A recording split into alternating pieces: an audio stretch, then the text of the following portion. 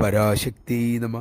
അമ്മയുടെ ഇന്ത്യൻ ടൂറിൽ കൂടെ ഉണ്ടായിരുന്ന ഒരു ജപ്പാൻകാരന് സ്വന്തം രാജ്യത്തിലേക്ക് പോകാനായി ഇടയ്ക്ക് അമൃതപുരിയിലേക്ക് മടങ്ങേണ്ടി വന്നു. അമ്മയ്ക്കൊപ്പം യാത്ര ചെയ്യുമ്പോൾ അമ്മ തൃക്കരങ്ങളാലെ മക്കൾക്ക് ചായ കൊടുക്കുമായിരുന്നു.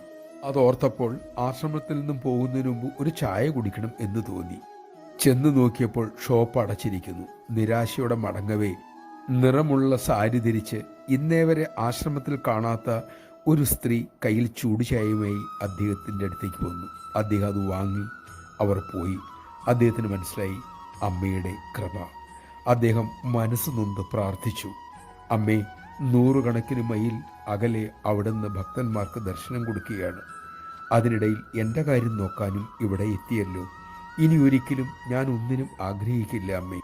അമ്മ എല്ലാം അറിയുന്നു, കൂടെയുണ്ട് എന്നെനിക്ക് ഉറപ്പായി. അത് മാത്രം മതി എനിക്ക്. നമഃശിവായ.